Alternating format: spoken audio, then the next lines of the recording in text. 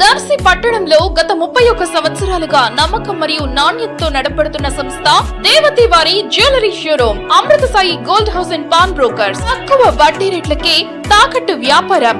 మా షాప్ నందు 2 పేటల తాడు, సాదా గాజులు, డబుల్ లైన్ గాజులపై 365 రోజులు ఆఫర్ కలవు. ఇంకా ఎందుకు ఆలస్యం? విచ్చేయండి దేవతి వారి జ్యువెలరీ షోరూమ్, గడియార స్తంభం దగ్గర, జేకే హోటల్ ప్రక్కన, కురిచేడు రోడ్, దర్శి. ప్రొప్రైటర్ దేవతి రామారావు. 9440524410. ప్రేక్షకులకు నమస్కారం. ఏడిఎన్ న్యూస్ టీవీ మన దర్శి, మన local channel. ADN news TV ప్రేక్షకులకు నమస్కారం. వార్తలు చదువుతుంది మీ ప్రసన్నారాం.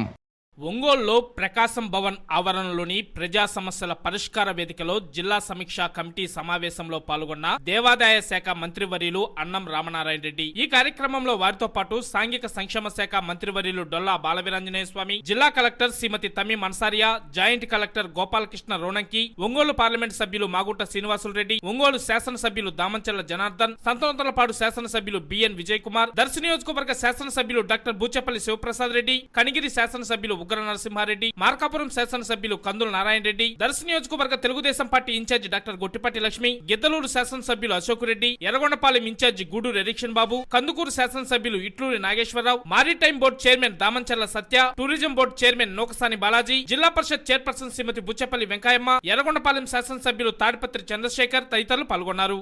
సమావేశంకు ముందుగా ఇటీవల భారత్ మరియు పాకిస్తాన్ మధ్య జరిగిన యుద్ధంలో వీరమరణం చెందిన శ్రీ సత్యసాయి జిల్లా వాస్తవ్యుడు మురళీ నాయక్ కి ప్రగాఢ సంతాపం తెలియజేశారు.